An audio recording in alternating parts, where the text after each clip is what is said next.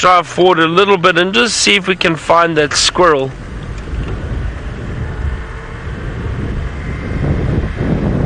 Just to double check, but I don't think so. As I said, this wind has really picked up quite a bit. Now I wonder if that hasn't had something to do with the movement of some of the predators this morning. Maybe just lying down. It was cool this morning. It was a bit chilly. I know some of you were commenting and said I look like a student from one of the student towns in the States, because I've got shorts on but a big jacket. It is I suppose funny attire, but it was when I woke up this morning I put the shorts on and I thought, oh, it's not that cold. Walked outside and it was actually cold, so then I just grabbed jackets. I thought, well, I should be fine with this.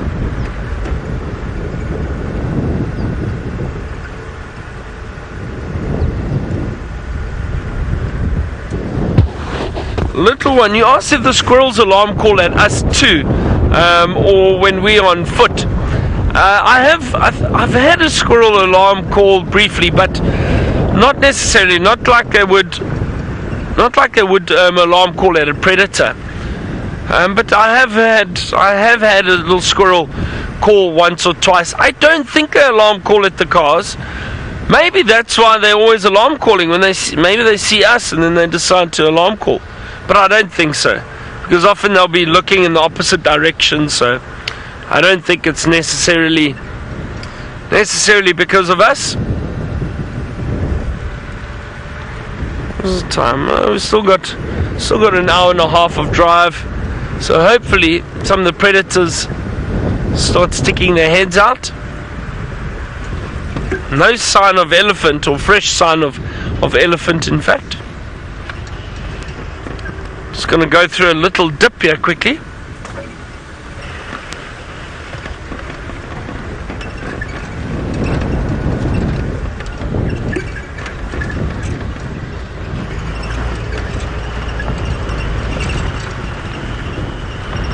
Now, Megan and apparently some of the viewers have been asking about the elephant story that I said to you this morning. You know, I never really comment on any of these videos or posts on social media, but I was compelled to do it with the sighting that I saw that they filmed. Hold on, let me just drive across this dam quickly. It's very windy here. I don't want to stop here. I'm going to stop on the other side. You can probably hear the wind.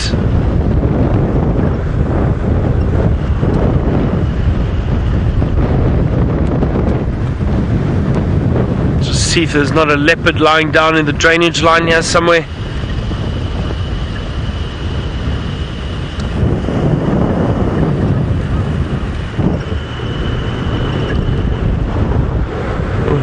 Very, very windy morning.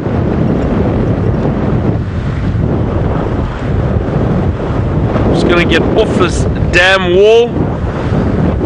This gusting wind off of the water.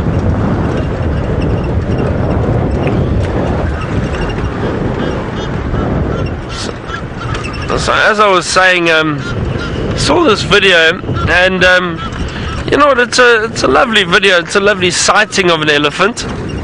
But I was a bit upset. Well, not upset. I just concerned about something in the video. Now I mean, I don't comment to necessarily run down other guides or anything, but I think it is important that people are made aware of certain situations. I think especially for tourists that are coming out to Africa, and when they are experiencing different areas, different lodges, different guides, that they are getting a good experience. You know, people spend a lot of money to come on safari, so you don't want them to get a bad experience.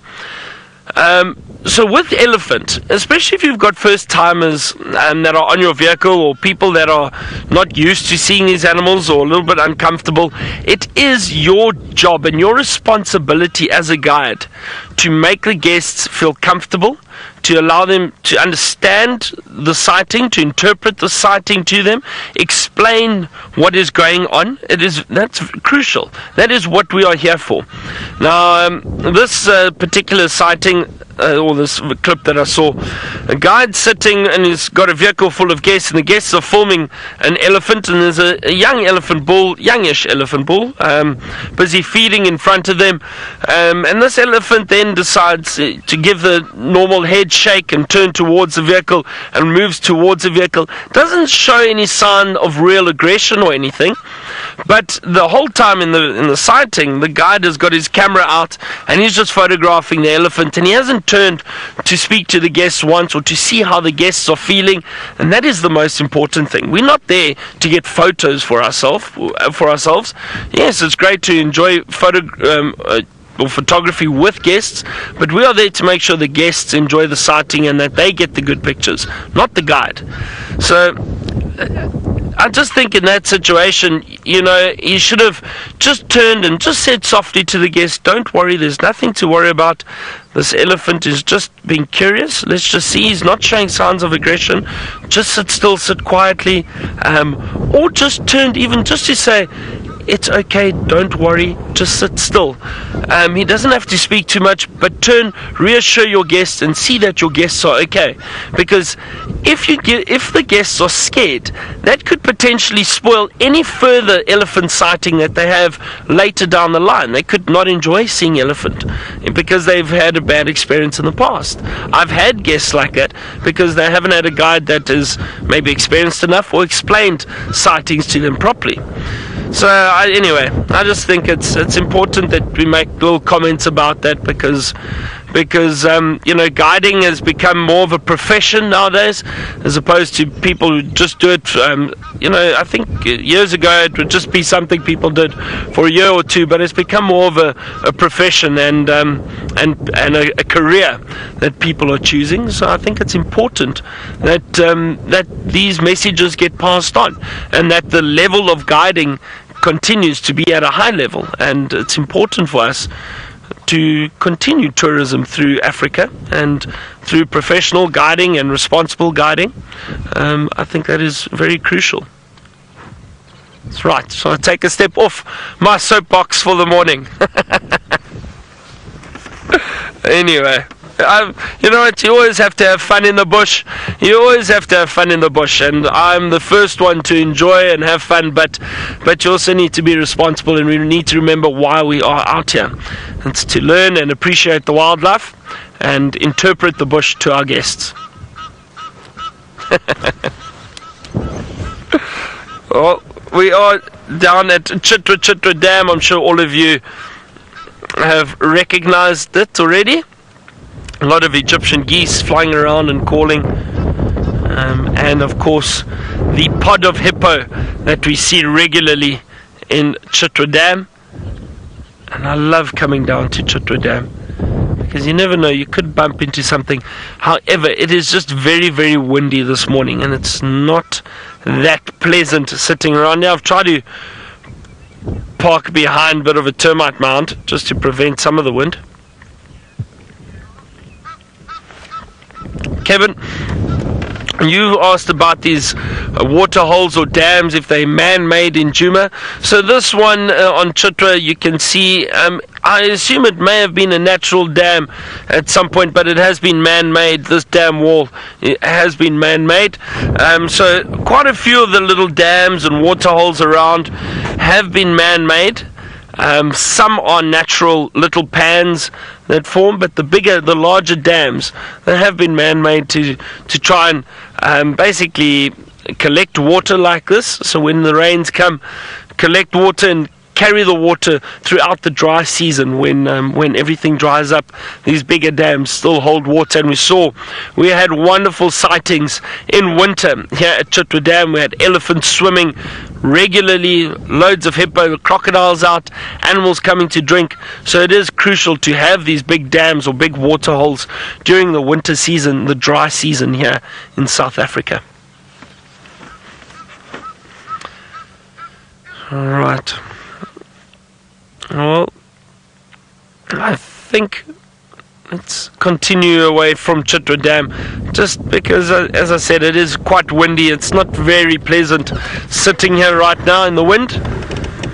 It's always nice seeing the hippo, though. We had a lot of activity from them yesterday, yawning, stretching their mouths.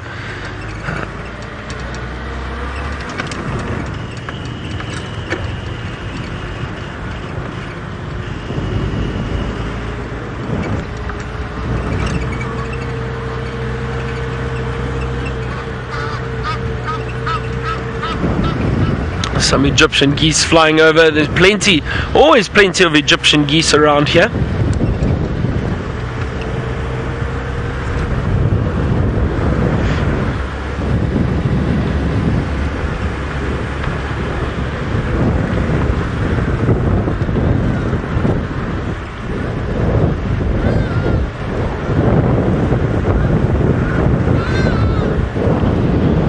Linda, you asked about the more common birds that we see on Djuma, and what are they? Well, I suppose the more abundant birds, the Egyptian geese definitely, that we just had around the dam. Sorry, it's very, very windy here at the moment. A Hardy-dar ibis, one just flew over. What else? There are quite a number of bird species. The starlings, hornbills, red-billed buffalo weavers, all the lapwings, the blacksmith lapwings, crowned lapwings, the franklin, crested franklin, always plenty of them around. So there's a number of different birds that we see regularly around here. Fork-tailed drongos, doves, what else? There's a southern black tit that just flew over here. I think we've got a bit of a bird party. A bird party is just a term given to a number of birds moving through an area together, different species, and often these southern black tits are found in bird parties. You can see there's been a drongo around, southern black tit, at least two of them. Oh, well done, Viam, nice to see that beautiful southern black tit.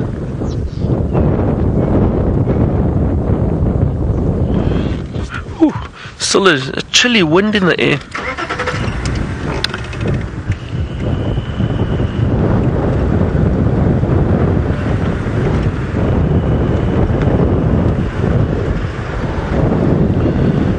We have had a quieter morning, but it's been fun though. I still enjoyed it. I hope you've enjoyed it, because we've had some leopard tracks that we showed you, and a few birds.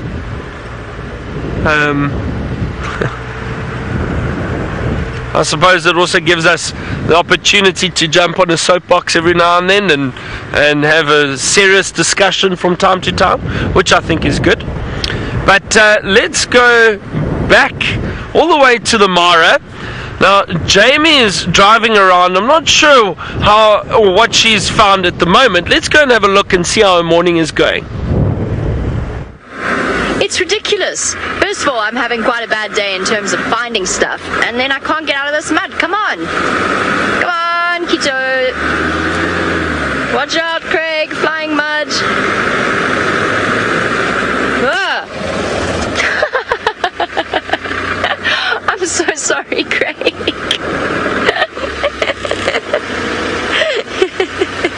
I just sprayed him so spectacularly with mud. I'm really sorry, Craig. Did it get on you? You seem alright. It's all the way up to... We really need mud flaps on these vehicles. It's the next thing we need. Look at this. It looks like a perfectly acceptable road, right? Luckily reverse is the strongest gear. We'll just do the rest of the safari in reverse. Whoa. Whoa. Come on. Come on. My wheels are all the way locked. I'm trying to turn onto the verge. All I want to do is go to those elephants. Do you think I can get there? Oh dear. Oh, dearie me, now look where we're going. What's going on? Now we're sideways. Oh, dear. Oh, dearie me. Right, well, we can no longer film anything on the left-hand side because otherwise Craig will have to sit in all the mud splatters that I've just plastered up the side of the car. Cool. So we'll go not this way because it appears to be getting worse the further we go on it. Let's go this way. I was thinking about what Byron said about being responsible when you have guests, which is of course essential. But there's also a degree of responsibility that falls on the guests themselves. And one particular story came to mind, which was driving in the dark on my way home, and I had a lady sitting next to me in the passenger seat because it's the best place to sit if you've got any kind of sore back and you don't want to be bouncing around in the back of the vehicle. You sit over the front wheels and you don't bounce nearly as much. The problem with this particular instance was that I could smell an elephant bull in must, and I knew that there was a particular male there that was... He was a naughty boy when he was in must, and he tended to chase cars, and he tended to be quite difficult. So I was trying to avoid him, and I knew he was in the area. It was pitch black, spotlighting, and the lady next to me, her bracelet caught on the hairs on her arm and pinched a little bit. But she let off this blood-curdling scream in my ear while I was looking off to the right. And you know when you get a fright, and your instant reaction is to get very angry. And of course she's a guest of mine, so I can't really shout at her. But I really thought that a lion was in. The scream conveyed that she was in deathly danger and possibly about to die. It was one of those. It was an utterly terrifying, blood-curdling scream. And usually you can distinguish between serious cries and not so serious cries, but that actually, I nearly jumped 20 feet out of my seat. I really wanted to shout at her. It was a slight overreaction to having the hairs on her arm pulled.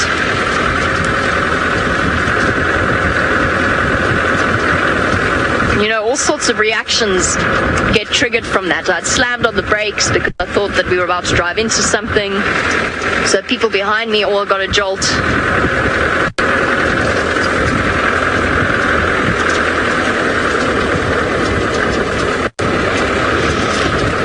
You want to know what my point of view, well, there we go, in terms of responsibility of the guides, what my point of view on animals getting too close to the cars is.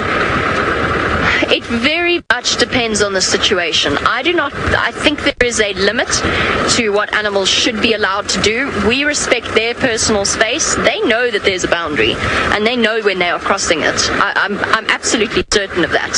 So there are certain animals I will let get close because they're not a danger. Hyena cubs, for example.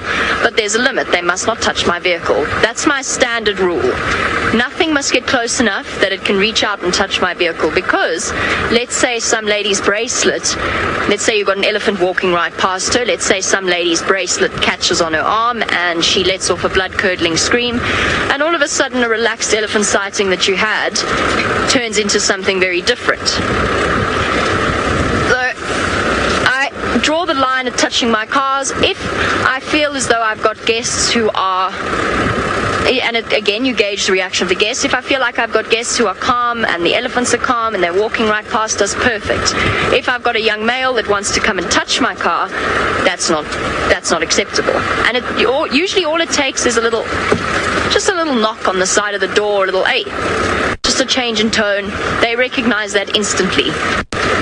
I don't believe you should let cheetah jump onto your car.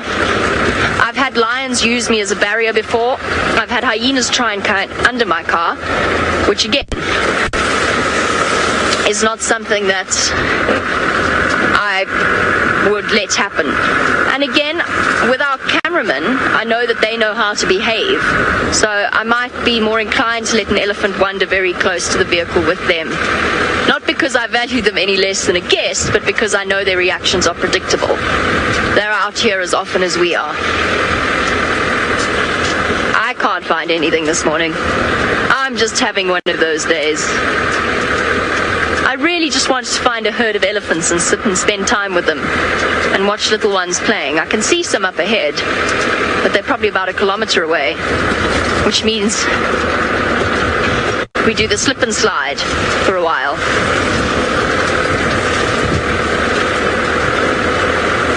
Okay, well, while I attempt to get there, attempt being the operative word, let's go find out if Taylor's having a slightly better morning than myself.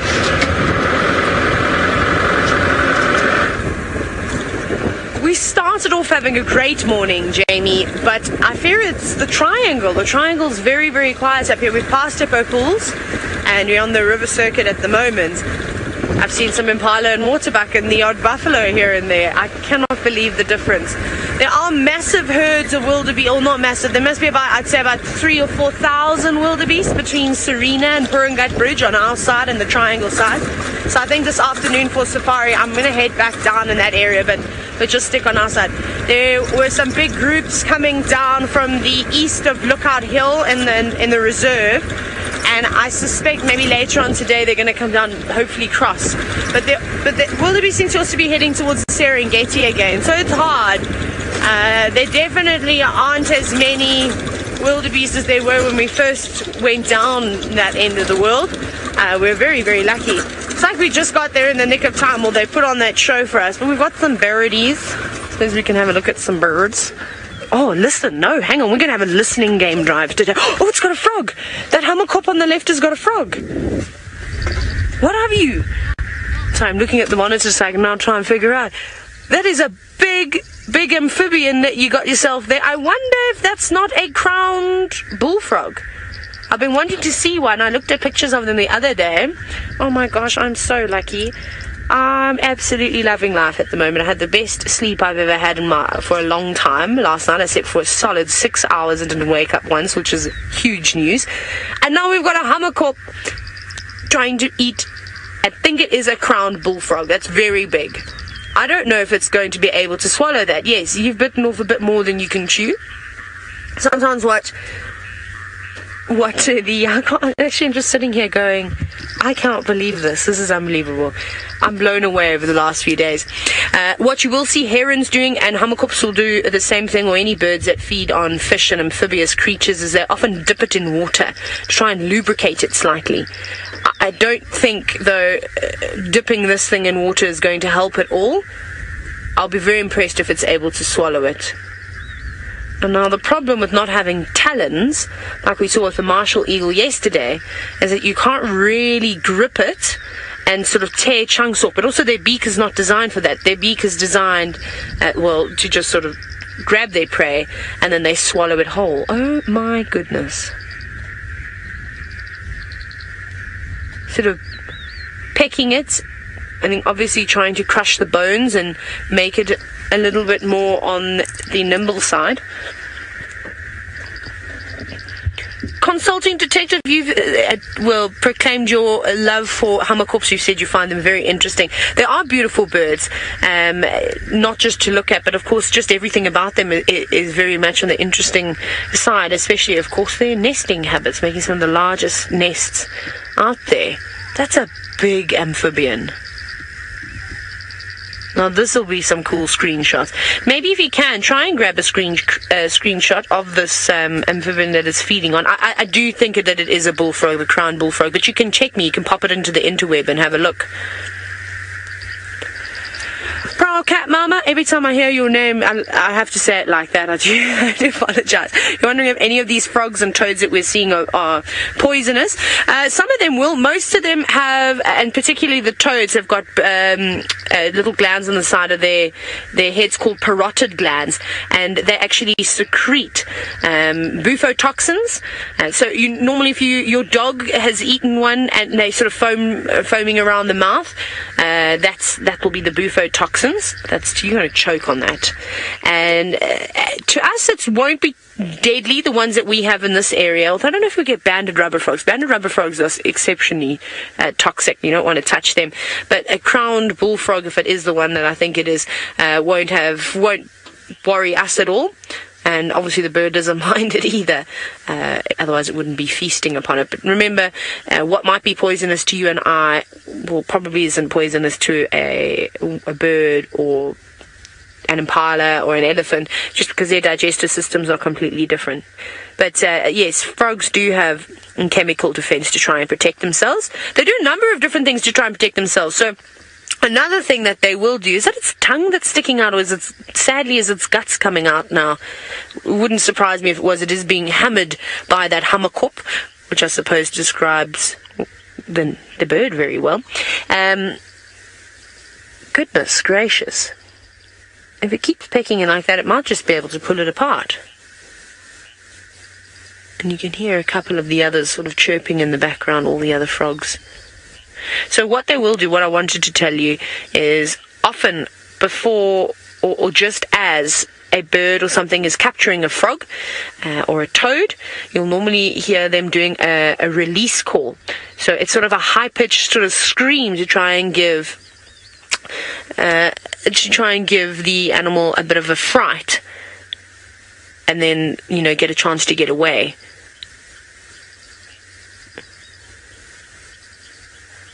You can even hear a white-browed cuckoo calling in the distance. Their call sounds so similar. Going back, dipping it in the water. I'll be so impressed if this Hammerkop is able to swallow that thing whole. It's put in some serious effort. They're using a lot of energy, you know, pecking away at it, constantly moving it around. Very interesting technique that it's got going on. I believe a lot of you are saying don't play with your food. I suppose, but I suppose to you and I, it does look like it is playing, and we'd probably smack the hands of the toddlers, you know, sort of tap their fingers and say, hey, no, use your knife and fork, no messing around over here. But it's important that this bird does it. Like I said, I think it's trying to break up the bones so that it is a little bit on the more flexible side, and then hopefully it will be able to mold it in a shape that will be able to fit it down its throat. Doesn't have oh, no, here it goes again. He's going to try. You need to be a pelican to eat this one. I'm also just making sure that there are any cars coming by. No, thank goodness, because I don't want to have to move out of the way for this sighting. It's very special. I wonder what it was thinking, though, going for something so large. Oh, there we go. It's got a bit more down now. You see there? So that pecking is obviously helping. Like I said, it's making it more pliable. Are you going to give up? No. Very persistent. Birds, mostly animals out here, are persistent. I mean, if it gets that right and it's able to swallow it whole, it's not going to have to eat for a while. That's a big meal. That's like you and I having a kilogram T-bone steak with all the sides. I mean, you're super full after that. I just love the sounds that we're hearing at the moment. I think this is the biggest prey species I've ever seen a Hammerkop trying to swallow. I mean, I've seen them catching lots of fish and much smaller frogs, but not this large. Now, King Quad, you're wondering if that frog would kill the bird during digestion? I think that's what it was. If it can swallow it, it'll be fine. But there's always that possibility that... I just want to flash this car that's coming. Please don't chase my frog away. Please don't chase it away. It's gonna get chased away. If it can swallow it, it'll be alright. There is always that possibility that it does get wedged in its throat, and that unfortunately it will just choke. But I don't know how common it is. I think it's trying to move its meal away from the side of the road. Hopefully this vehicle realizes what we're looking at, because it's a very, very special sighting. No, completely oblivious. Well, I'm glad that we got to see it, but there it is, still munching away on that frog. Come on, you can do it. You can do it. There it is. So it's still got it. It's slowly starting to swallow it. Well, they just missed a great sighting now, didn't they? Aren't you lucky you've got me as your guide? Ha ha ha, sorry, that was nasty. I'm all for the smaller things. I will sit and wait for the entire day until we see the outcome of the Hammerkop versus the bullfrog. Can you imagine, though, what that must feel like, desperately trying to swallow something so large? I don't think it's possible. Where are you going? Kevin, you're wondering if I said if I ever mentioned how that Hammerkop actually killed the frog. No, I didn't. I didn't indeed. So obviously it depends on the type of beak that a bird has in order how it kills its prey. So what the raptors will do, they've obviously got sharp curves on the end of their bill. That's for tearing flesh, though. They don't necessarily kill their prey with their beak. They can, but what a lot of them will do is actually just fly down and use force and hit their prey with their body. And then if it's not dead, that sharp curve on the end of the bill, did it eat it? No, put it down. My goodness, I thought I blinked. I missed it. And then basically they can bite the back of the hair, or they crush the skull with their talons. There's a number of different things. Kingfishers have got a very sharp beak which they spear through their prey, so through the fish. Herons will do a very much a similar thing. Hammerkop, every time I've ever seen them, and I've told you the story before about how I watched a Hammerkop fish for hours and hours, and basically they'd put these concrete tubes underneath the ground to allow the river to still pass, so there was a bit of a bridge over the top, and the fish would then funnel through that. And this Hammerkop had worked it out that it's actually quite easy just to sit and wait for the little fish to come down, and was just grabbing them. So I think what would have happened, probably would have not quite stalked, I think stalked is the wrong word, but got as close as it could to that frog, and then just sort of striked at it and grabbed it, and then maybe dropping it and repetitively beating it, as we've just seen, is the way that it would have taken it down. I'm going to go up now it's left it. It was this one here, hey? So, yes. It's a bit thirsty. I'm going to duck down so you can see. I wonder if it's given up. It's come down for a bit of a drink now. Like I said, it's using a lot of energy trying to swallow this frog.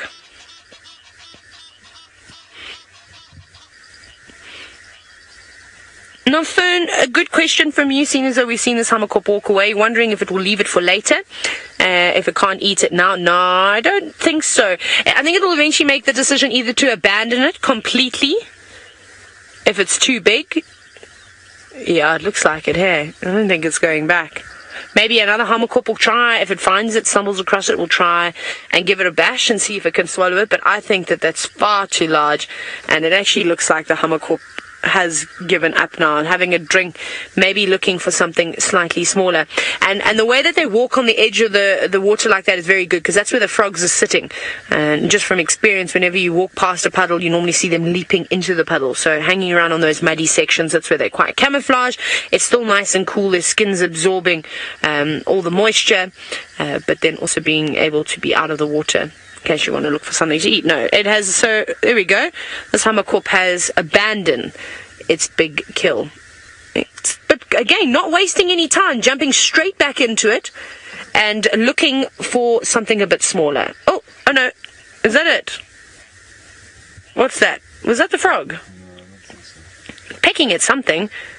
I don't know what that was that it just pecked at. Maybe it's caught a couple of these really, really large bullfrogs and has just gone, oh, well, I can't eat them. That would have been amazing to see, because you all know how much I love amphibians and how I love watching the African bullfrogs fight. And the males battle over females and watching them mate back in the Sabi sand. It would have been really nice to have added crowned bullfrogs to the list and say that we could have seen them battling about. Still searching. It's Jamie! Hi. Oh no, you can go. It's a. Oh, Jamie's so kind. Look, Jamie's so kind. It's abandoned. The Hammerkop has now abandoned its frog. Hi, Jamie. It's so nice to see you again. Hi, Craigie. Cutthroat Craig. You can't say things like that to Craig though, because Craig's Cutthroat Craig. There we go. Hi, everyone. Let them go past. How cool was that though? That was a pretty amazing sighting, I think so. I definitely have not seen something like that for a very, very long time. Like I said, that's the largest prey species I've ever seen a Hammerkop take down before. Where are you off to, madam? You're trying to find an elephant? Right. There's Miss Patterson. Coming to sit in the shade. You're like a lion now. Wonderful. Okay, well, I'm going to have a quick chat to Jamie. Perhaps we can try and find elephants together. Byron is... I'm not sure what Byron's doing. He was at Chitwa Dam. Let's go and find out what is the biggest prey species he's seen Hammerkop catch. Now, I was going to try and make a joke about a frog in my throat, just like the Hammerkop, but I won't do that, don't worry. I'm glad. It's always interesting to see birds around the water catching little frogs and that. Now, I've only seen humps with frogs and fish that they've caught before. I have got some exciting news though. We're back on Vuyatela or on Djuma, and it sounds like, remember we had tracked a male leopard this morning. We drove around, we couldn't find him. It sounds like that male's he was in now at the bullfrog dam.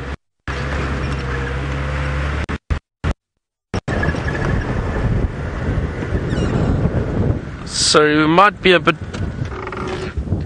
Is it better here? Alright, sorry, I was saying no, we had a bit of audio issues there. So the tracks of that male leopard we had, remember I said they go into this block and they don't come out, but not sure which direction he's going. It's a huge block. It sounds like somebody else has went into that area, and they've just found this male leopard. He's popped out at Bullfrog Dam, and Viam and I were there earlier. We stopped, we had a look around. He hadn't come out yet, so he's just come out there now. So I'm going to try and race there. I hope we have signal there so we can show you and find out which male leopard this is. So I'm going to try and go through here. We might break up a little bit through these dips, but we should signal when we get there.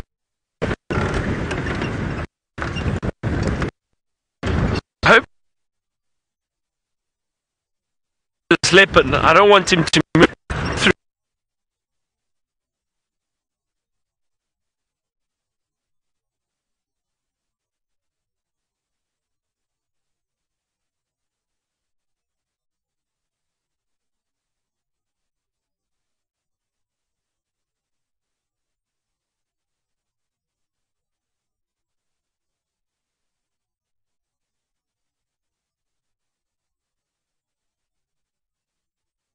Out.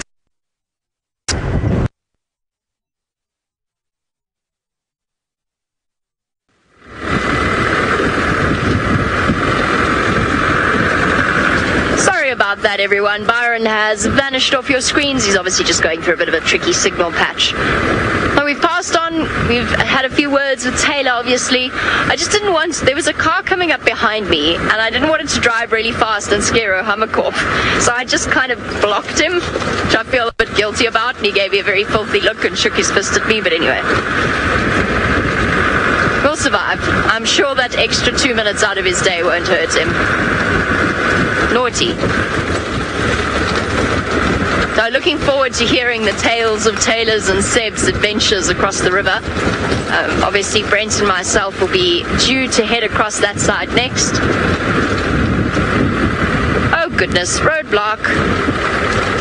Roadblock. Okay, come on, we have to find one elephant before the end of this sunrise safari. Dare I go this way? Oh no, that will be a mistake. That will be a mistake. We'll be stuck. This is just the balloon being packed up. And it's very, very heavy basket, so it takes a huge amount of energy. So I'm gonna give him some space, and we can watch the courting giraffe over there.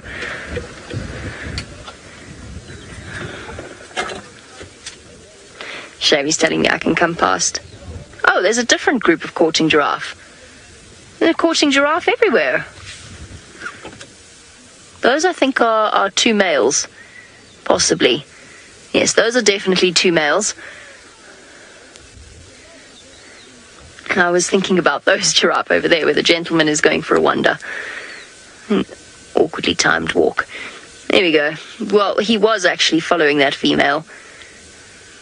Is it a female? Or is it a young male, actually? Maybe we've just got a whole load of dominance displays happening. Okay, let's skip ahead while we can. Oh, no, we lost the opportunity. Man's telling me I can come past. Ooh. He's got more trust in my tires than I do. Sana!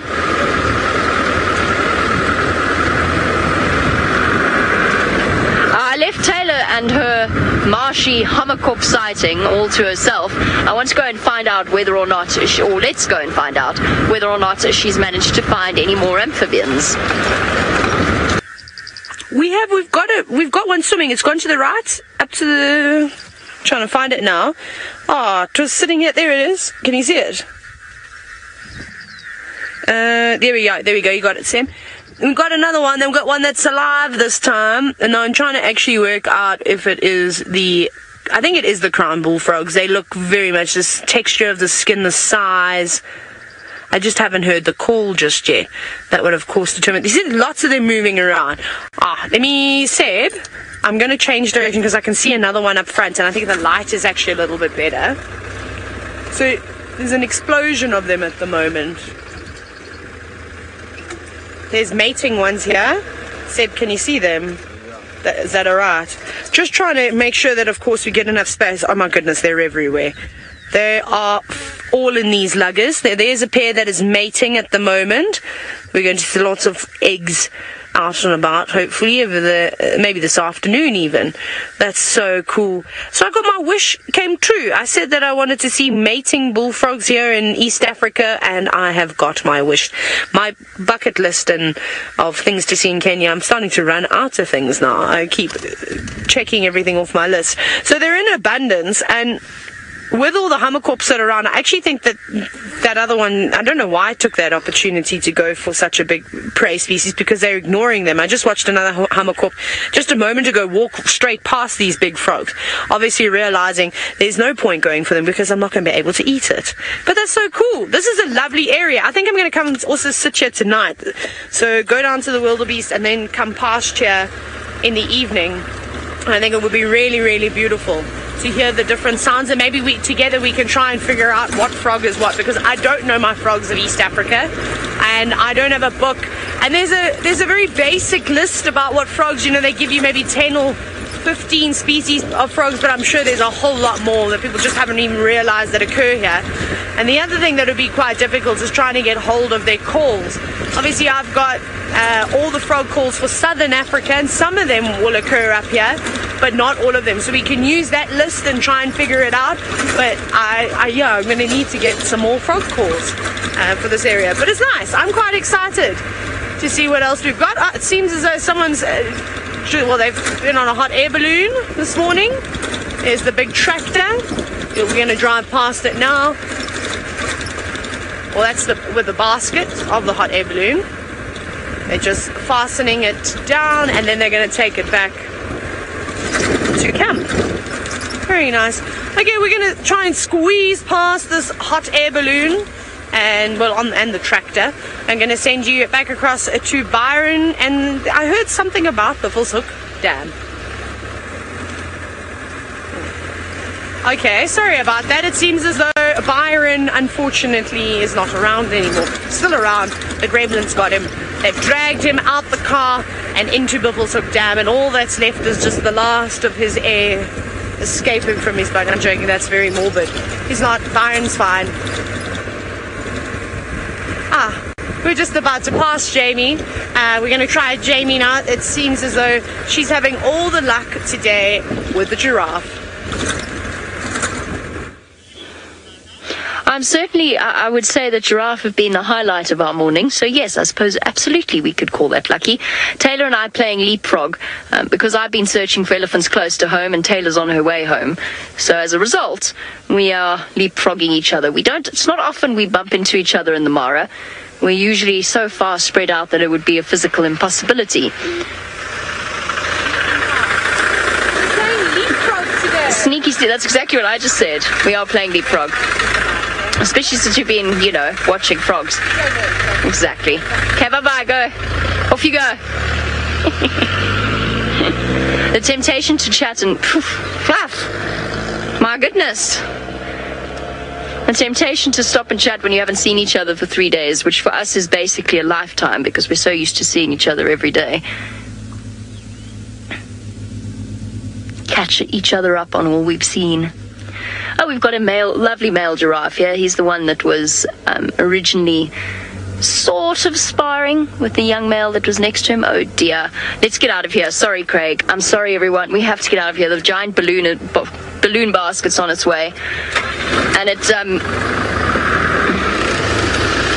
can't really sneak past us. So I'm just gonna get us out of the way. Let's see if we can... I generally avoid this road at this time of morning. It's because my search for elephants led me here. Oh, goodness. That's not a positive feeling at all. Jumbo!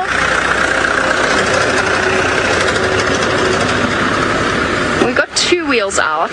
We should be okay.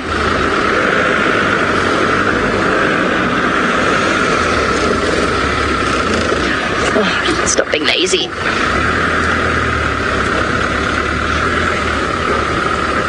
I don't know. That's a really good question, Donna. Sorry, we've moved past the giraffe now, but Donna's question is, do giraffe get whiplash when they fight? I guess they probably could. I mean, the impact is enormous. And I suppose that that is what they geared towards doing. There's another giraffe. It's a giraffe-filled morning. I suppose that's what they're designed to do. So they probably, I mean, they've got exceptionally strong tendons, or an exceptionally strong tendon that runs down the center of their spine. But I still think they could probably injure their necks whilst fighting, and yes, probably in a way similar to whiplash. Especially because they swing it round at such a high speed, and then the impact of the solid giraffe's body on the other end, on the receiving end, could probably potentially really hurt the joints between the vertebrae. I don't know. Perhaps that tendon's too strong for that to happen, but I don't think so.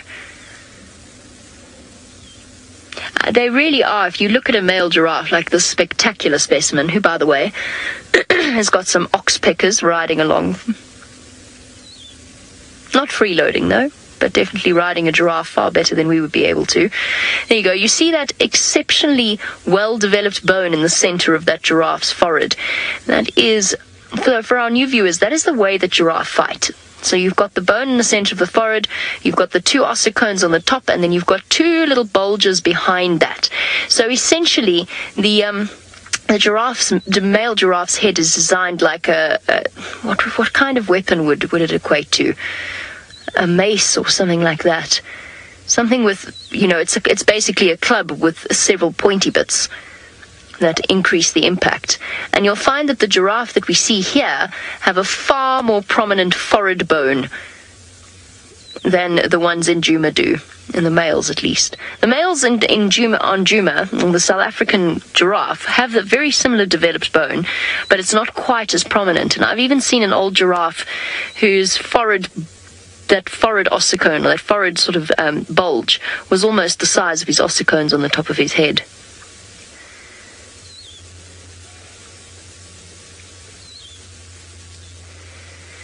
He's quite lovely, this gentleman. Big, mature giraffe bull.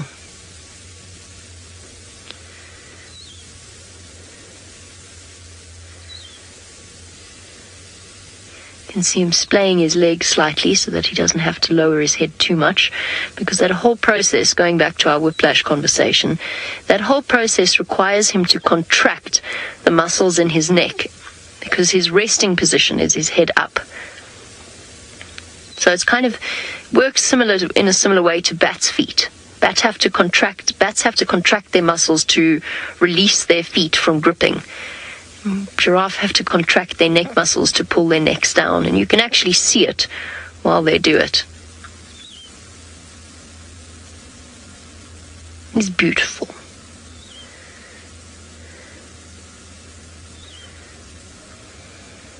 Yep, that was obviously the better side, or perhaps he would like to present us with a slightly different view.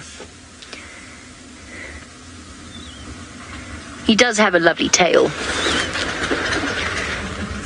And that, of course, perfect for swishing away at flies.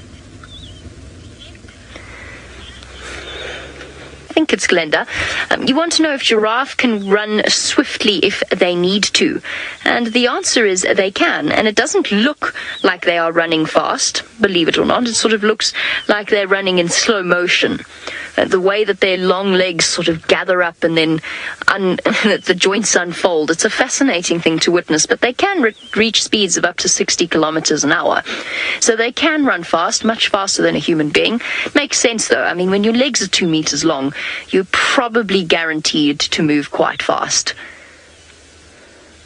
It's like trying to follow Brent when he moves through a shopping center.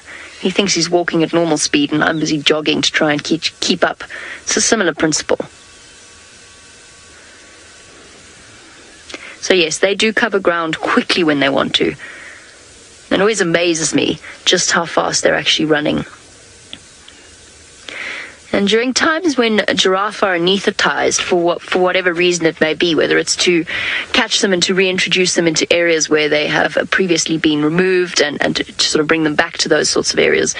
I've been on a few giraffe captures, and what they have to do, because they're so tall, you can imagine that falling down process, once the anesthetic takes hold, can be very dangerous to the giraffe, especially because it often is running at full tilt when the anesthetic kicks in, and then it starts to stumble and then it falls down and it hurts itself.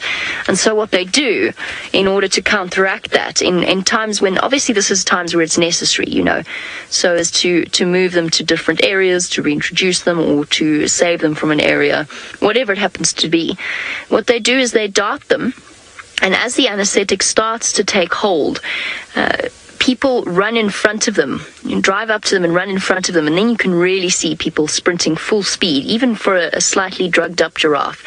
And they throw ropes across the front of the giraffe. So they throw ropes, they've got sort of one crowd on one side and one crowd on the other. And once the rope is across, then they put it across the chest of the giraffe and its legs so that they can start to slow it down and they can actually control its fall. Because obviously the last thing they want to do is hurt the giraffe to hurt itself when it's scared like that, and as the anesthetic takes hold of it. And so it can be very gently lowered after that. Once it's slowed down, it can be very gently lowered, and somebody can be there to help to catch and lower its head, which it usually requires somebody relatively strong, as you can imagine. And from there, if it needs to be moved, obviously if it needs to be treated, it's treated.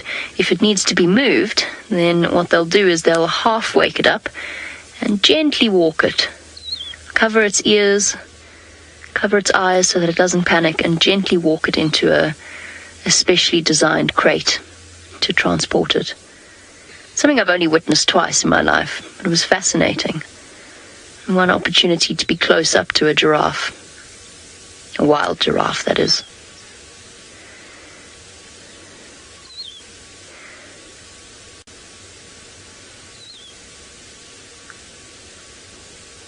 And up he goes. Okay, Mr. Giraffe, you are beautiful, but you are not an elephant, and I've been desperately trying to find elephants all morning. Let's go and see if we can. Surely, it's bizarre. It really, truly is bizarre. I've never done an entire drive in the Mara where I haven't been able to get relatively close to elephants. It's quite eerie. Of course, Taylor's driving up ahead of me. I'm going to try and take a different route than her. Let's go and find out whether she's had any luck up ahead of us. It's raining mud. Hallelujah, it's raining mud. Just because I'm driving off-road and I'm kicking all the mud up, I am now covered in mud. I actually said to Sebastian, the way that I was sitting, the mud shot up from underneath my feet, and it's now all down the back of my legs. It doesn't look good for me. I can imagine when I get back to camp, everyone is going to laugh at me because it's going to look like I had an accident. But anyways, we decided to take a little bit of a more adventurous route around, and I loved hugging this tree line. I'm sure there are plenty leopards around and in this area. and hopefully one day I'll get to see one over here. That's going to be on my wish list, and also because of the birds, and it's quite nice. But there doesn't seem to be much around at the moment. There's not even an impala out at the moment. Oopsie. In we go. Please don't get stuck, car. And now we're trapped. Which getting covered in mud, and I try and drive with this hand, but it's not the same. Oh no, I'm desperate. No, don't join the marshmallow club. Don't join the marshmallow club. Woo! Crisis averted. Shoo! That was almost taking the title from Jamie. But now I don't know if we're going to have enough speed. No! What have I done? I've made a grave mistake. Hang on.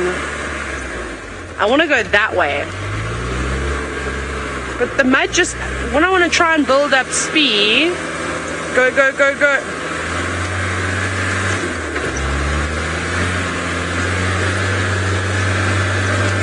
With speed, you can do anything! And also now, we're horrifically covered in mud. But that's okay. Here we go. Sorry everyone, just had a moment there while I tried to not get stuck. Shame, Seb, your lovely coat is now covered in mud. That's okay. Oops. This is part of the deal, fair enough. So Jamie says that I'm being very selfish because I don't want to take the title of from the or join her in the Marshmallow Club.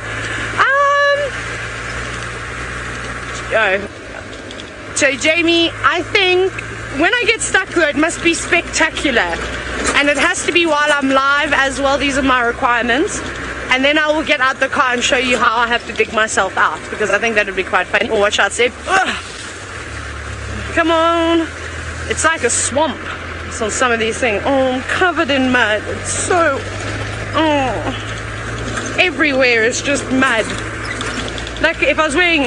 Actually, if I take this jersey off, then drive on these same roads again, then you'll see how muddy it is, because I'll look like a Dalmatian with spots. Or cheetah. Probably not a cheetah. Okay, here we go. Next round. Are you ready, Seb?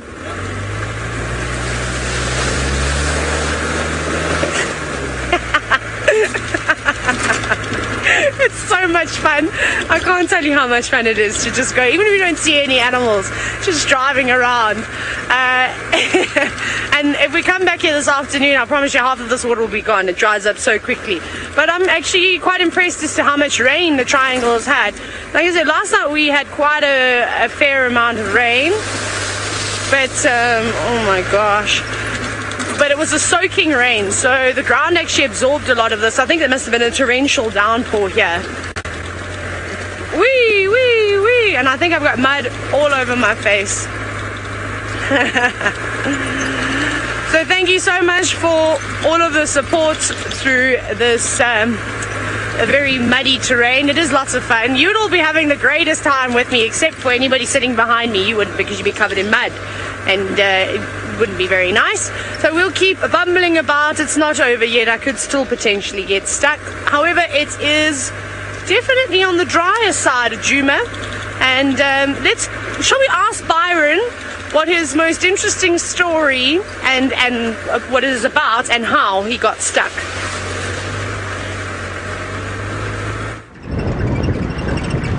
Oh, Taylor, firstly, I've got terrible news, everyone. We did see the male leopard, the young male leopard, and it was Hosanna. I'm terribly sorry. Unfortunately, we just don't have signal there. We've tried every position, and we just we couldn't show it to you. So it's a bit unfortunate. Maybe Tristan has some luck this afternoon. But he's at Buffelshoek Dam. It was a nice view of him. He is just hanging around there. But for some reason we just didn't have signal. So sorry about that. Now, Megan, I'm just trying to hear, or what did you say exactly? What did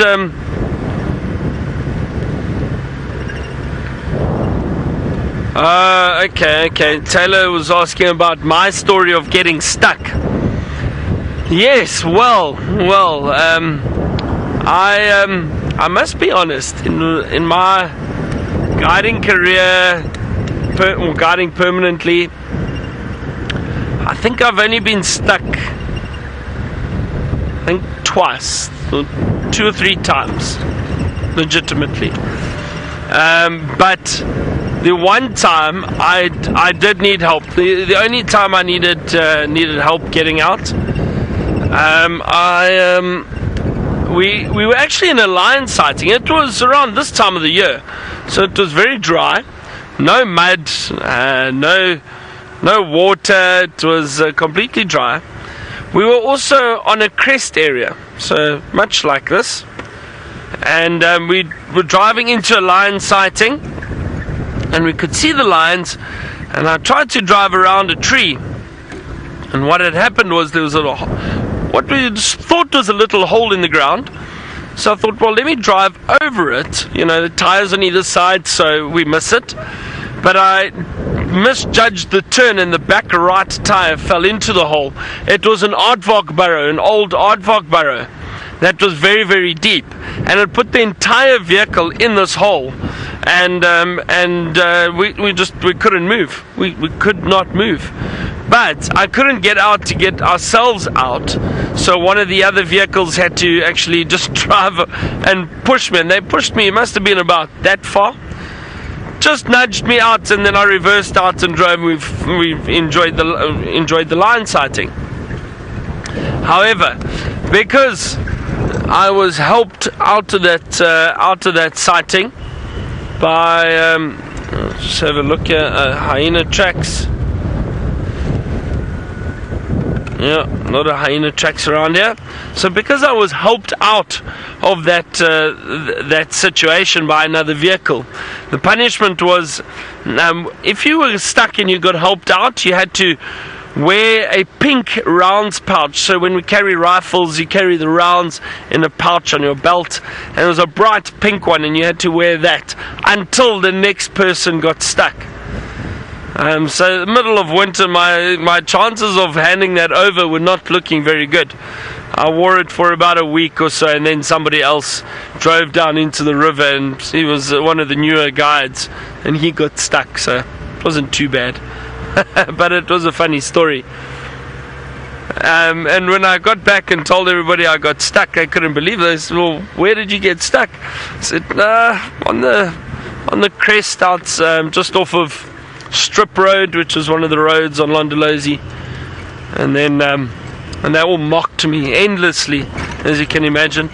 Now I've just come to have a look at this hyena den quickly. Let's just have a look and see if there's any activity here. I wonder, with all this wind that we're experiencing at the moment, maybe.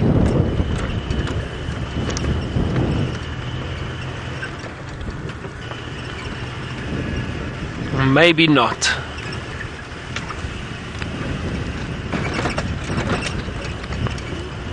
I've only seen this hyena den active once. I haven't been lucky the last few times I've been here. It doesn't seem as if there are any adults around or any youngsters, which is a shame. It's a pity, and I wonder if this wind hasn't got something to do with it.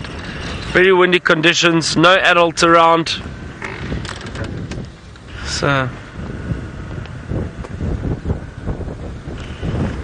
there's no sign of any youngsters, unfortunately. Now, simple things. You asked, what type of car are we driving now? Well, it's the same vehicle well, not the exact same vehicle, but the same make of vehicle that I've always guided in, and that's Land Rover Defender. So it's a Land Rover Defender. Now, they're basically two vehicles that get used throughout Africa for guiding and for safaris, and it's a Land Rover Defender, that old box-shaped Land Rover, or the Toyota Land Cruiser. So the Land Cruiser made by Toyota, or the Defender made by Land Rover. Now personally, I prefer Land Rover. It's because I do own one. But and James will probably have something to say about this, because he cannot believe how somebody would, out of choice, buy a Land Rover, because they do tend to give a lot of problems and issues, and they do. But I do feel that they're the best vehicle for a safari in terms of maneuverability, the comfort, and being able to navigate through tough terrain. And the places I've been with the Land Rover, it's unbelievable, with guests on the vehicle. So if you drive them properly, and I do think a lot of the time when you get stuck, it's by human error, not by the vehicle. If you drive them properly, you shouldn't get stuck. Well, I'm glad Taylor didn't get stuck, but she's still driving around. But she has now found some animals that enjoy the water, and she'd like to show them to you. Lies, Byron. I bet you were wishing that I got stuck and had to be towed out. Now, we've got our Hammerkop again. That seems to be the bird of the day, with some terrapins on a hippopotamus. And there's one hippopotamus that is wearing the terrapins as a hat, the one on the right-hand side. They've crept right up between its ears. Look at that. Get off of my head. I love it when terrapins do this. This is my favorite.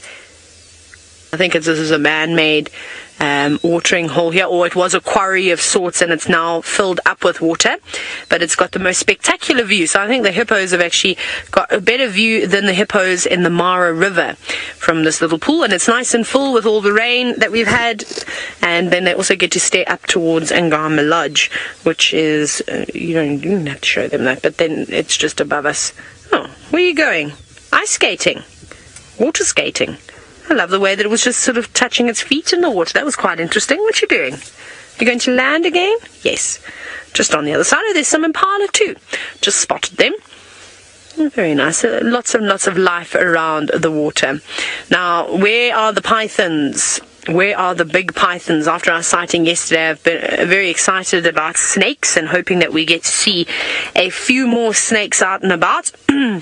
And preferably a big python eating maybe an impala, or sunning itself out, or wrapped around a dead branch, perfect photographic opportunity, something along those lines. But maybe I'm being a bit greedy. I don't think I can really ask for anything else. I've been given more than I ever dreamed of. The last 3 days, actually the entire time spent across the river and this morning will definitely go in my books of being some of the best game viewing I've ever experienced. The Mara really is magical. And there they sit, just sunning themselves. And I'm sure they'll eat the odd insect that'll be around and on that hippopotamus. Oh, the one's moving very slowly. The sharp little claws that they've got. It always amazes me how sharp tortoise and terrapins claws are. Are you climbing on top of another one? Are we going to have a terrapin pyramid? We need to get a third one though to come and join. Look, careful, hippo's starting to move now. Very nice. That's a great pose. I think the most I've seen is 4 terrapins on top of one another. I actually have a picture of it. It was so cool. It was in Mapungubwe National Park in South Africa, in sort of northern Limpopo. And they were all they weren't on a hippo though. This is a lot better. They were just on a rock. But it was still very special to see so many of them. And I was amazed how well they could actually balance. Because when you look at a terrapin, you don't think, oh yes, no, they climb and balance on things all the time. But they do, surprisingly. Lots of ripples coming from the water. Frogs, fish, insects. There will be a variety of them in there. And these 2 hippos are hippos that we see around a little dam not far from our camp. In fact, they sort of move in between this pond and the one up where we are. But look at that view. Look how green everything is in comparison to Djuma. Djuma must look like an absolute desert at the moment. Although It was nice seeing the golden grass around the Serena area, because I haven't seen any golden grass at all since I've been across the other side of the river. Sammy Jane, you're wondering what are related to terrapins? Other terrapins? So you'd probably call them a turtle if you're from the States. So theoretically, for us, a turtle in South Africa is a terrapin, and for us, a turtle is the creature that lives in the sea that has flippers and doesn't have any digits or any claws at all. So, and then of course we have tortoises, which are the ones that live on land, although sometimes the leopard tortoise can fool you because they're often seen in the water cooling down. They love to swim, and they're the only tortoises that can swim, the leopard tortoises. But how nice is that? And the hippos are obviously used to it. They experience this every single day. It's just like an oxpecker sitting on an impala. For the first couple of days of your life, it's pretty frustrating. You're not sure what it is, but you get used to it. Now, Fuzzman, Sparkles, you're wondering what species of terrapin do we get in the Mara? I'm not sure. Maybe it's the marsh, or it could be a serrated, hinged. I'm not sure. Look at that. That is so good. Now, they're not mating. I must just reassure you that this is not what mating terrapins look like. They're literally just sunning themselves at the moment. Other one's gone, I'm going to take your son. So I'll have to have a look. Maybe it is the marsh terrapin. I don't know why I'm thinking marsh.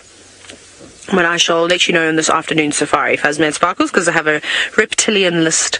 Okie dokie, let's start moving on. Let's see what else we can find around here. We're going to carry on. Lots of... Get away, bugs. Go away. There's midges everywhere. All over. And the good news is I don't think we're going to get stuck either for the rest of the drive, which is quite nice because the ground has hardened up quite a bit here.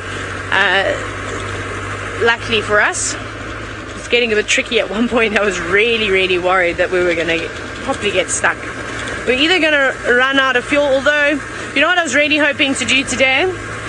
I saw a meme and I wanted to bring this meme to real life. And it was of basically the gas light, and it was on, and the caption was, "This little light of mine, I'm gonna let it shine." And I thought that was so funny, and I was really hoping to do that for you today, but now I suspect that my fuel light is not working. Now, because my voice is so much louder than the voices in my ear, I didn't hear who I'm supposed to be sending you across, but does it really matter, because you're gonna have a good time anyway. It's me with elephants. There we go. And I just had a mucky up my nose, but that's okay. It's out again. And we've managed finally to find some elephants, and I parked myself here in the hope that they were going to come wandering towards us. And now, of course, because I've done that, they're going off in the opposite direction. There's one of the massive females that we've come to get to know over the past few weeks. She's got the most enormous tusks. She's got such large tusks that it's actually hard to believe she's a female. And now all of a sudden everybody's standing still. What's up, guys? The one sniffing the air. You can't be nervous of me. You've just come down off the top of the mountain where all the people are. It's fascinating watching their dynamics and their behavior. Are they waiting perhaps for the elephants that have fallen behind? They just chosen that moment to rest. They were walking in a straight line in this direction. This is exactly where they were heading. Or perhaps it's just I'm having one of those days where they've decided just because I stopped here, they're going to go elsewhere.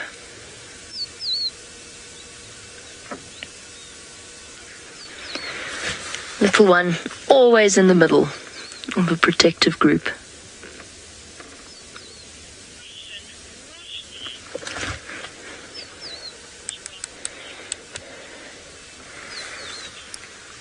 Dashni, the reason why we don't see oxpeckers on elephants, but we see them on many other animals, is because elephants have a trunk and they are exceptionally intolerant of anything getting into their personal space, and that includes oxpeckers. So it's not because elephants don't have ticks, because they do. I mean, their skin is so thick that it means that they have less ticks. Oh, look at that old lady coming behind the back. It's not because they have less ticks. Oh, sorry, yeah, I was talking about the one that joined the group. I'm not sure if that's a male or not at the back. They have ticks. They have very large ticks. But elephants, I've seen an oxpecker occasionally make the mistake of landing on the back of an elephant, and the elephant immediately retaliates by swishing its trunk around and actually knocking away the oxpecker. So they've learned over many thousands of years that they are not welcome on the back of an elephant. They are welcome on rhino, they are welcome on hippopotamus, and every other large creature that has ticks. But they are not welcome on lions or leopards or cheetah, and they are not welcome on elephants. And the elephants make that very, very clear. I think it's a combination of the feeling of the oxpecker on their skin, because they do have sensitive skin despite how thick it is, and the fact that this is interesting, we've got two herds converging. We could actually see some really lovely scenes here. Maybe a bit of a greeting ceremony. That might have been what the rest of the herd was waiting for.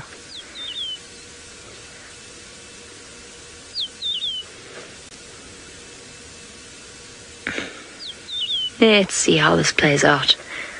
And elephant herds are not territorial, so often greetings like this are exceptionally pleasant to sit and witness. If these two do converge, it might be that they've actually spent the entire morning together and they've just separated a little bit. But it probably is two separate herds. And sometimes when you see herds meeting up after a long period of separation, you can actually, the joy of the elephants, the happiness of the elephants is really clear in their body language. And they go dashing off towards each other, run up and greet. The females touch trunks to their temporal region. The babies go and run and greet other babies and play with them. It's very sweet to witness. Oh, I think they're all going down. They've changed their mind. There's a puddle there. They're all going to go and drink. Nancy, it's one of my favorite things about being in the Mara, is just the sheer number of elephants that we see. Which is why I've been so surprised this morning that I didn't manage to find one herd that we managed to get close to. I did find elephants, they were just quite far away. But Nancy, yes, there are lots and lots of elephants around. This is a herd of 1, 2, 3, 4, 5, 6, 7, 8, 9, 10, 11 in one herd, 12, 13, 14, 15, 16, 17, 18, 19 in total. That we can see. There might even be more around. All stopping. There's obviously a nice puddle around off to the left there. There we go. They've all stopped for a drink. To the right.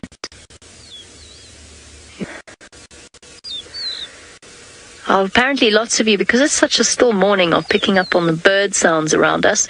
The one bird that you're hearing very clearly is a rufous-naped lark. And I can even see where it is. I think, unfortunately, it's going to be past Craig's point or past his angle. But there is a rufous-naped lark whistling away.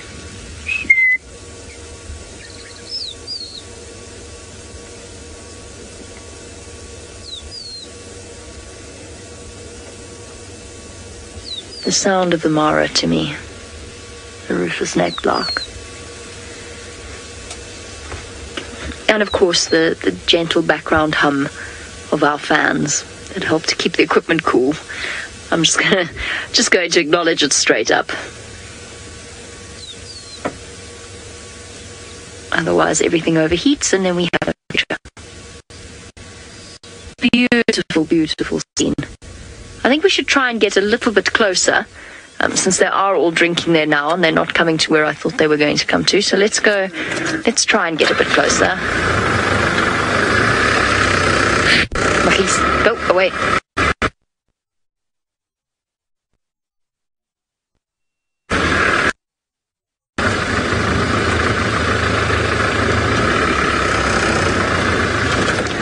Okay, the elephants are turning their head to us. Let's go back over to Taylor while we wait for them, who's also had some luck in the giraffe department.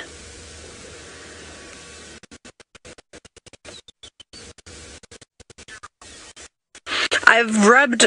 Well, I think I got my luck from you, Jamie, as I drove past just your car. You've got two heads who are pruning a tree at the moment, and I thought it was quite nice to show you exactly how the Balanites aegypticus gets its shape. There we go, courtesy of the Giraffe, of the Masai Mara. Isn't that cool? I think it's amazing how they've shaped all of these trees, and they seem to enjoy them and the acacias. I wonder how high the sort of crude protein levels are within the leaves of the of this tree, the Balanites tree over here, because we know how full of nutrients the acacias are. We know it's the favorite species of tree for the giraffes to feed on. But over here in this area, we don't see too many acacias, just scattered every now and then and in between. But there are plenty. And these are two young boys. They don't look fully grown just yet. They've got a bit of growing to do, a bit of muscling up to do. Even though they are tall, they're quite lean. And we know from seeing some really big mature bulls how thick their neck can get. Their shoulders also start to bulge. And that has not happened just yet. And I'm sure they're just hanging around with one another for companionship and sparring every now and then, getting ready to perhaps take on an enormous giraffe bull one day, but not quite yet. Now, Kevin, you're wondering if giraffe are vulnerable prey to lions and other predators. Most certainly to lions. And interestingly enough, Sebastian and I found a dead giraffe in the reserve. And then we don't know what happened to it. It had a big bulge on its neck. We don't know if it was struck by lightning or if it was killed by another male in battle, which is very rare to actually see. And then we heard of another sighting of another giraffe that had been taken down by lions. And not too far. It was just not in a good signal area, so we couldn't go there, unfortunately. So they do hunt them when they can, but it can be a bit tricky. You'll find that lions need to have specialized in hunting giraffe. It's not something you can just go, today I'm so sick of the wildebeest and the zebra, I'm going to go and get some giraffe. It's dangerous for the lions to do something like that because they'll be inexperienced, and the hooves of a giraffe are very powerful. And if you get kicked or if you get chopped by a hoof and you hit in the wrong space, it could quite easily kill a lion. So it all just depends, of course. The most common technique I've seen with lions hunting or footage is actually chasing them over uneven areas, and then they lose their footing and slip to the ground. Then it makes it a bit easier. Otherwise, to have to leap up onto the hindquarters of a giraffe, you run the risk of being double-barreled by their back legs. Or if you try and jump up towards their neck in front of them, like I said, you get chopped, you get trampled on, and it's not a good way to go. An adult giraffe, pretty much its only predator is going to be a lion. A hyena, a clan of hyenas, regardless of how big it is, they're not going to be able to take down an adult giraffe. But young giraffe are a big problem. Often hyenas will harass a female that's just given birth and then end up losing their calf, which is very sad. But I can see Jamie in the very far distance. Can you see her, Sebastian? Down there to the left? I'm pretty sure that's her. I know she was on a mission to try and find some elephants this morning, and she was successful, and it seems as though they're walking right past her. They were. Most of them, unfortunately, have already passed us, but a really special moment with all of them being very peaceful as they strolled right next to the car. I'm just going to be quiet so you can hear the sound of them drinking now, because they're coming. There's a massive female on her way to have a drink as well. I can't reposition the vehicle.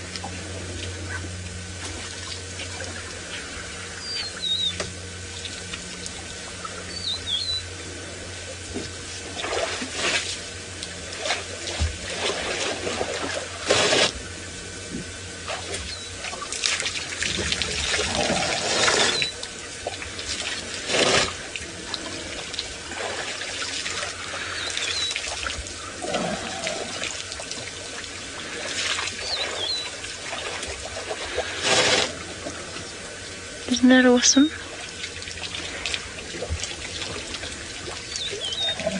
That's the closest, largest walk by I've had in the Mara so far, in terms of elephants.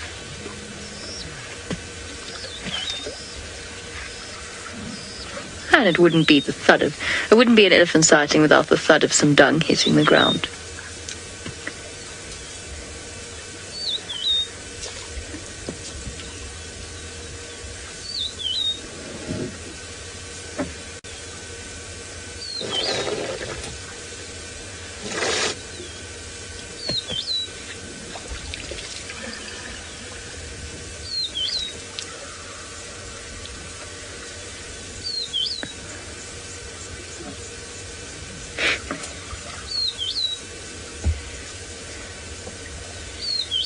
Isn't that awesome?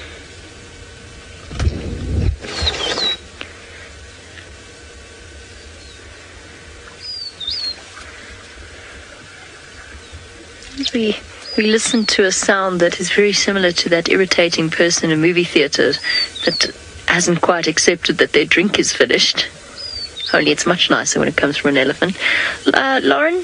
Yes, I think elephants know that they're pregnant before they give birth. I really do. Especially mothers. Maybe your first-time mum might be a bit confused, but I really think they're intelligent enough and that instinct is so strong. I'm sure they must know that they're pregnant beforehand. I've got to try and show you. Oh, it's going to get up. I've got to try and show you something. I hope there's no Ellies behind me. There's the cutest little sight. Oh, he's going to get up. He's going to get up. He's going to get up. Oh, he's up. This little elephant was asleep, lying flat on the ground, and then everybody left without it, and it was desperately doing a frantic leg wave to try and catch up with everyone. I don't know, Lauren. I think elephants know they're pregnant. Be hard to miss by the time that baby's nearly due. 100 kilograms of kicking baby elephant, I imagine, makes an impact even on an elephant. I'm sure they must know. It's difficult to know exactly what they understand about what's going on in their world and what they don't, but we know that they're intelligent. And they grow up watching other elephants give birth.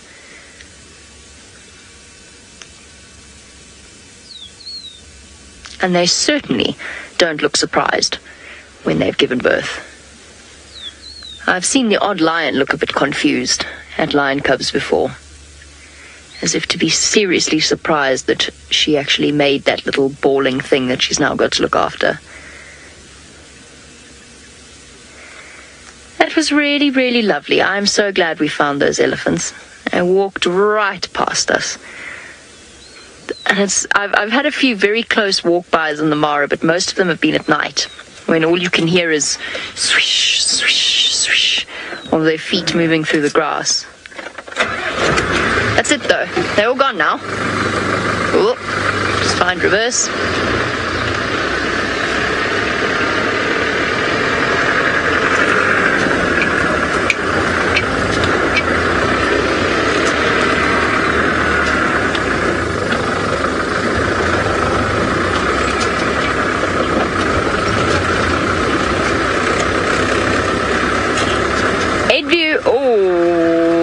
I really want to go to Savo. I really do.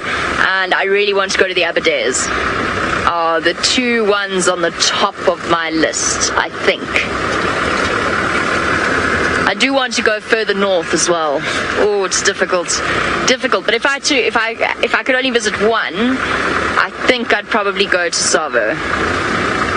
Oh, but what about Amaseli? Okay, top three that I want to go and visit, and will visit actually while I'm here. Amaseli, Savo, and the Aberdares. I want to go up into the Aberdare Mountains. Okay, little boy. Off you go then, catch up. Catch up.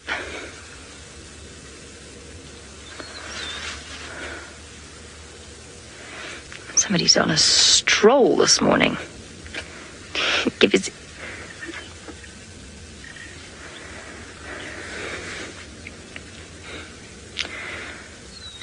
Okay. We've only got 2 minutes left now of the sunrise safari. I'm just thinking maybe we can try and sneak around them and get a view that isn't just elephant bottoms. Not that I don't love elephant bottoms. I think they've got lovely bottoms. But sometimes it's quite nice to have a view of their heads as well. Or should we just stick with an elephant bottom? No, I think we'll go around. Quickly. 90 seconds to go.